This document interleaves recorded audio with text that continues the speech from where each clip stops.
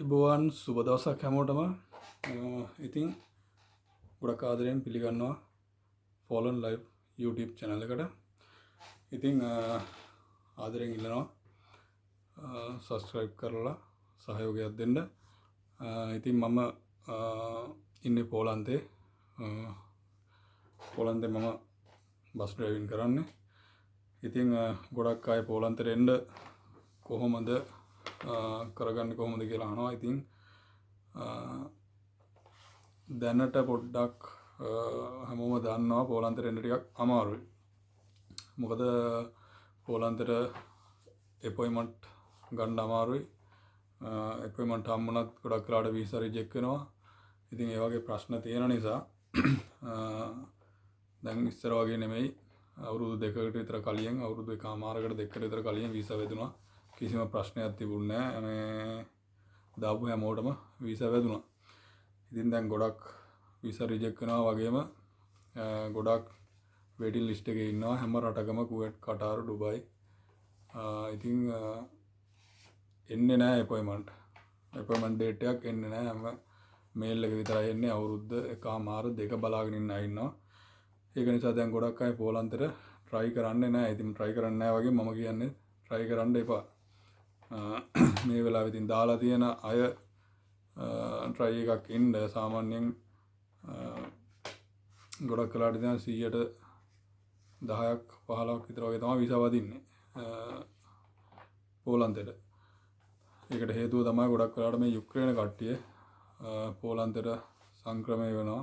ඉතින් ගොඩක් අය එන නිසා පෝලන්තෙන් ගොඩක් ඉස්සර ගත්තට වැඩිය මේ යුක්‍රේන යුද්ධය පටන් ගත්තට පස්සේ ගොඩක් කට්ටිය දැන් යුක්‍රේන කට්ටිය තමයි ගොඩක් මේ කම්පැනි වල වැඩ කරන්නේ. ඉතින් ඒක නිසා තමයි ගොඩක්ම රටවල් වලින් වීසා ගහලා එන එක අඩු කරලා තියෙන්නේ. ඉතින් ඒ වගේම රුමේනියාවෙත් කට්ටිය එනවා.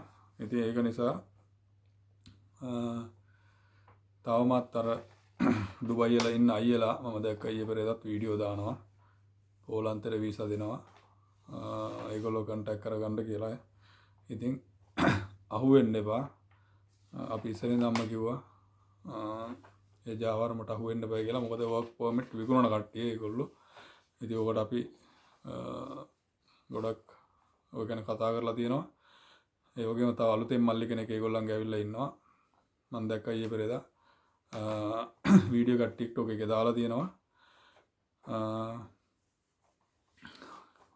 රිෆයින් කරන අය. ඒ කියන්නේ මම ඒගොල්ලන්ත් එක්ක ඔයිට කලින් ආගෙව් කරා TikTok එකේ ලයිව් වල ගිහිල්ලා ඇයි රිෆයින් කරන්නේ නැත්තේ වීසා වදින්න නැත්තම් කියලා.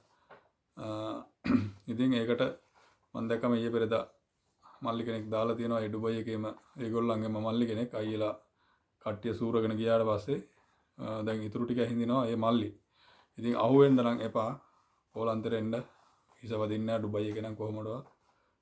100කට එකක් දෙකක් වැදුනත් ඒක පෙන්නලා තව කට්ටිය ගන්නවා. ඉතින් ඒකින්ද අහුවෙන්න එපා. ඒගොල්ලෝ කියන්නේ රිෆයින් දෙන කම්පැනි හොර කම්පැනිලු. ඒ මල්ලි කෙනෙක් කියනවා මම දැක්කා වීසා වැදුන්නේ නැත්නම් සල්ලි ඉල්ලන්න එපාලු ආපහු try කරන්න කියනවා. ඉතින් අවුරුදු දෙකක් විතර බලාගෙන ඉඳලා වීසා වැදුන්නේ නැතුවම තව පාරක් ඒගොල්ලන්ට try කරන්න කියලා කියන්නේ. සල්ලි ඉල්ලන්න එපා කියලා කියන්නේ. ඉතින් සල්ලි රිෆයින් දෙන අය හොඳ කම්පැනිලු. රිෆයින් දෙන අය හොඳ නැති කම්පැනිලු. රිෆයින් දෙන්නේ නැති අය හොඳ කම්පැනිලු කියලා ඒ මල්ලි කියනවා. ඉතින් ඔයගොල්ලෝ ඉතින් තේරුම් ගන්න මොකද්ද කියන්නේ කියලා. ලක්ෂ 7ක් 8ක් ඒගොල්ලන්ට දීලා අත පිහදාගෙන නිකා ඉන්නවද කියලා. එයා කියන්නේ රිෆයින් දෙන 150ක් 60ක් සල්ලි ආපහු දෙන්නේ වීසා වැදුන්නේ නැත්නම් ඒගොල්ලෝ සල්ලි අරගෙන ඕගොල්ලන්ගේ සල්ලි 110 පොලියට හරි කාට හරි පොලියට දීලා ඒකේ එයාලා හම්බ කරගෙන ඒකෙන් 150කලු ආපහු දෙන්නේ. ඒගොල්ලන්ගේ කම්පැනි හොඳයිලු. සල්ලි ඉල්ලන්න එපාලු වුණාට. වීසා එකක් ගහන්න බාර දුන්නා නම් හොඳ රටකට යන්න, යුරෝප් රටකට යන්න, සෙනඟ රටකට යන්න. ඉතින් ඒ සල්ලි ඉල්ලන්න එපාලු. කොහොම හරි අවුරුදු 5ක් හරි 10ක් හරි බලන්න ඉඳලා ඒගොල්ලන්ගෙම යන්නලු. ඉතින් ඒගොල්ලෝ ඒක තීරණය කරන්න. ඉතින් මම ආවේ මේ වේකන්සි ටිකක් තියෙනවා ඒක ගැන කියන්න. මම TikTok එකේ වීඩියෝ එකක් දැම්මා. ඒකේ පැහැදිලිකම මදි වෙලා ගොඩක් අය ගොඩක් විස්තර කෝල් කර කර ඇහුවා. ගොඩක් අයට පැහැදිලිලා තිබුණේ නැහැ මම මොකද්ද කියන්නේ කියලා. ඉතින් මේ වීඩියෝ එක ඩිලීට් කරා. මම මේ වීඩියෝ එක දාන්නේ ඒක නිසා. ඉතින් කොරේෂියා වලට සහ ග්‍රීසියට වේකන්සි තියෙනවා 200ක් විතර. ඉතින් වීඩියෝ එක ඩිලීට් කරේ පැහැදිලිව කියන්න තරම් වෙලාවක් මදි TikTok එකේ. ඉතින් ඒකින්ද මම ඔයගොල්ලන් ඉල්ලනවා TikTok එකෙන් මම YouTube එකට වීඩියෝ එකක් දැම්මාම එතන උඩ තියෙන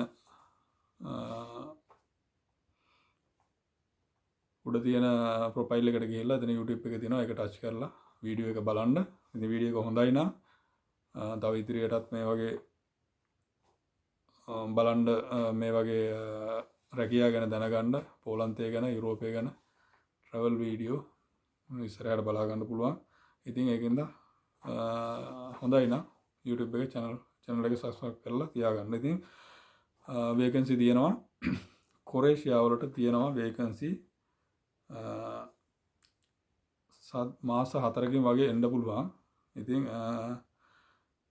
මගේ ෆෝන් නම්බර් එක මැසේජ් එකක් දාන්න. උදේවරුට කතා කරන්න එපා ප්ලීස්. කෝල් ගහන්න එපා. මම බස් එකේ ඉන්නේ. ඒ වෙලාවට කතා කරන්න අමාරුයි. බස් එකේ කැමරා තියෙනවා. මැසේජ් එකක් දාලා තියන්න. ඔක්කොටම මම රිප්ලයි එකක් දෙනවා. 0248යි 729යි 206යි 863. ඉතින් මේ වේකන්සි ටිකට ඔයගොල්ලන්ට මේ වේකන්සි වලට ඔයගොල්ලන්ට ඇප්ලයි කරනවා නම් මැසේජ් එකක් දාන්න මොනවටද ඇප්ලයි කරන්න කියලා. මෙහෙමයි තියෙන වේකන්සි ටික. කන්ට්‍රැක්ෂන් ෆීල්ඩ් එකේ තියෙනවා පිරිමි අයට එනර්ජි සෙන්ටර් ඉලෙක්ට්‍රික් පැනල් ඒකෙන් 60 දෙනෙක් ඉල්ලනවා කොරේෂියා වලට. මේක සෝලාර් පැනල් ගහන කම්පැනි එකක්. ඒකේ එක්ස්පීරියන්ස් අවශ්‍ය නැහැ. මේගොල්ලෝ ට්‍රේනින් කරලා ඔයගොල්ලන්ට ට්‍රේනින් කරලා මාස 3ක් 4ක් ඔයගොල්ලන්ට පුරුදු වුණාට පස්සේ ඒ කියන්නේ එතකම් පඩි දෙනවා. යුරෝ 1100න් ස්ටාර්ට් දෙන්නේ පඩිය 1800ක් වෙනකම් පඩි තියෙනවා. ඉතින් මේකට එක්ස්පීරියන්ස් තියන අය ඉන්නවා නම් තියන අයට ප්‍රශ්නයක් නැහැ. එක්ස්පීරියන්ස් නැති අයටත් ඇප්ලයි කරන්න පුළුවන්. ඒකෙන් පිරිමි 60කට වේකන්සි තියෙනවා. ඉතින් ඒ වගේම බරමාන ලයිසන් තියෙන අයට ටේලර් ට්‍රක් ඩ්‍රයිවර් තියෙනවා. ටේලර් වේකන්සි 22ක් තියෙනවා කොරේෂියා වලට. ඒකේ 1200 ඉඳලා 1800 යනකම් යුරෝ පඩි තියෙනවා. ඒ වගේම ටැක්සි ඩ්‍රයිවර්ලට තියෙනවා B ලයිසන් එක. B කැටගරි ලයිසන් එක තියෙන අයට ඩ්‍රයිවර්ලා 8 දෙනෙකුට තියෙනවා යුරෝ 950ත් 1200ත් අතර පඩි. මේ ඔක්කොටම ඇකොමඩේෂන් හම්බෙනවා. කෑම හම්බෙනවා. ඇග්‍රීමන්ට් එක එහෙම තමයි දෙන්නේ. ඊළඟට කුකුලා AB කියලා දෙනවා. ඒක කුකුලා දන්නවා AB කියන්නේ මොකක්ද කියලා. ඉතින් ඒකෙන් ගැහණු අයට පිරිමි අයට දෙගොල්ලටම තියෙනවා කුකුලාට. කුකුලා 10ක් ඕනේ.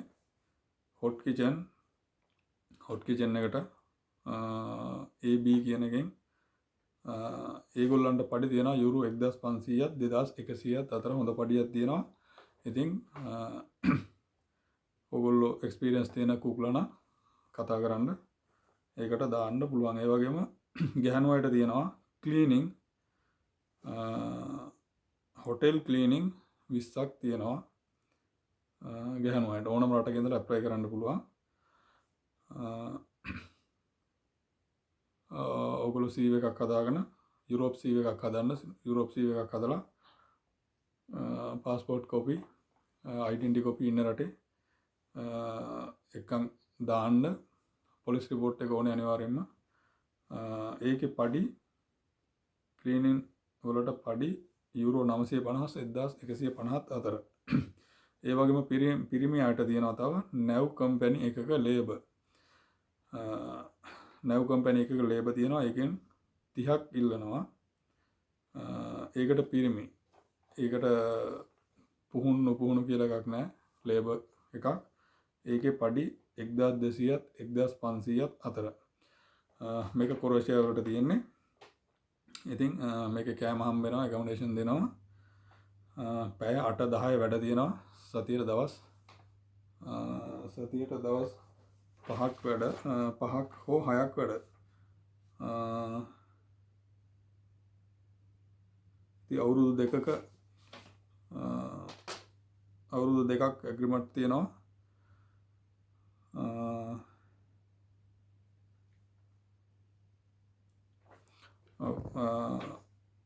එතකොට ඒ වගේම මේකට ඇප්ලයි කරන අය කොරේෂියා වලට මේ ටික තමයි කොරේෂියා වලට තියෙන වේකන්සි. ඉතින් මේකට ඇප්ලයි කරන අයට CV එකක් හදාගෙන ඔයගොල්ලන්ගේ ඩ්‍රයිවිං නම් ඩ්‍රයිවිං ලයිසන් එක, ඉන්ටර්නැෂනල් ලයිසන් එක ඒවා ඕනේ ඉන්න රටේ. ඒ කියන්නේ දැන් කුවේට් ඉන්නවා නම් කුවේට් එකේ බරමල් ලයිසන් එකත්, කුවේට් ලයිසන් එකේ ඉන්ටර්නැෂනල් ලයිසන් එකත් ඕනේ වර්ක් පර්මිට් ඇප්ලයි කරන්න. එතකොට කුකුලා නම් ඒගොල්ලන්ගේ තියෙන සර්ටිෆිකට් ඒවා ඔක්කොම ස්කෑන් කරලා PDF එකකට දාලා එක PDF එකක් දාලා එවන්න. ඒ වගේම තියෙනවා ග්‍රීසියටත් තියෙනවා කන්ට්‍රැක්ෂන් ෆීල්ඩ් එකේ වේකන්සි 50ක් පිරිමි අයට. කන්ට්‍රැක්ෂන් වර්කර්ස් ඒකෙන් පිරිමි අයට වේකන්සි 50ක් තියෙනවා. යූරෝ 17,500ත් අතර පඩි. ඒ වගේම හොටෙල් බැරිස්ටා, කුක්, බාර්ටෙන්ඩර් ඒකෙන් ගැහණු පිරිමි දෙගොල්ලම ඉල්ලනවා. පඩිය 950ත් 1300ත් අතර. ඉතින් හොටෙල් ෆීල්ඩ් එකේ ඉන්න අය දන්නවා මේක බැරිස්ටා, බාර්ටෙන්ඩර් කියන්නේ මොකක්ද කියලා. ඒ වගේම ගැහණු අයට තව තියෙනවා රිසෙප්ෂන් එකට ගැහණු අය 10 දෙනෙක් ඕනේ. හොටෙල් රිසෙප්ෂන් ඒකට ගැහණු අය විතරයි. ඒකට පඩි 1150 යූරෝ 1300ත් අතර පඩි තියෙනවා. ඉතින් ඒ වගේම ගැහණු අයට හොටෙල් ක්ලීනින් තියෙනවා. ඒකට ගැහණු අය 20ක් ඕනේ හොටෙල් ක්ලීනින් වලට. ඒකේ පඩිය හොටෙල් ක්ලීනින් 20යි වමන් පඩිය යූරෝ 1000ත් 1300ත් අතර පඩි තියෙනවා හොටෙල් ක්ලීනින් වලට.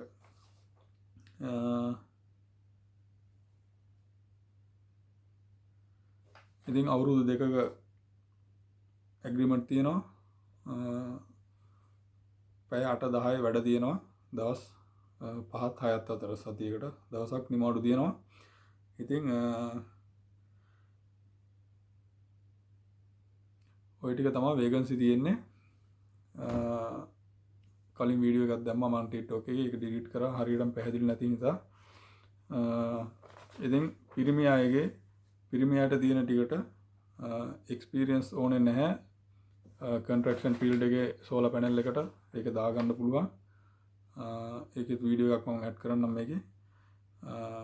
නැව් කම්පැනි එකෙත් ඒකටත් එක්ස්පීරියන්ස් ඕනේ නැහැ. ඉතින් ඒ ටික තමයි පිරිමි අයට තියෙන කන්ට්‍රැක්ෂන් ෆීල්ඩ් එකේ ඒගොල්ලන්ටත් එක්ස්පීරියන්ස් නැහැ. ඔය ටික තමයි තියෙන්නේ. ඉතින් එන්න කැමති අය කතා කරන්න. ඒකට අනිවාර්යයෙන්ම ඕගොල්ලෝ චුට්ටක් බලන්න ඔයාලා ඉන්න රටේ එම්බසි එකක් තියනවද, ග්‍රීස් එම්බසි එකක්, කොරේෂියා එම්බසි එකක් තියනවද කියලා බලන්න.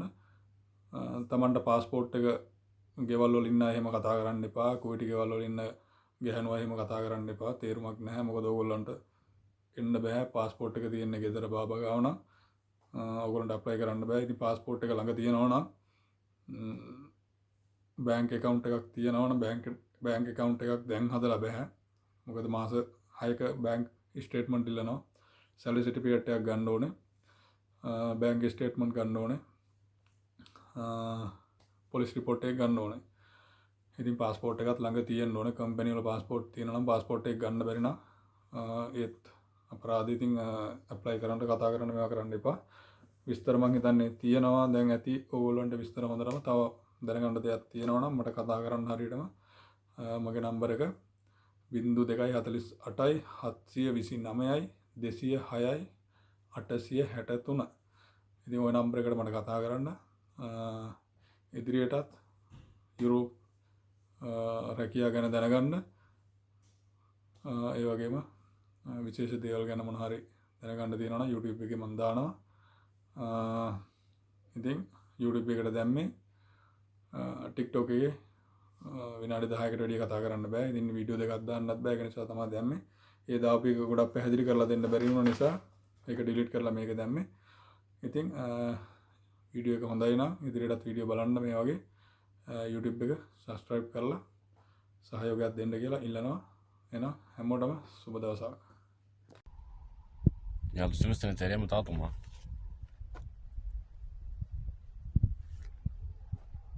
Super.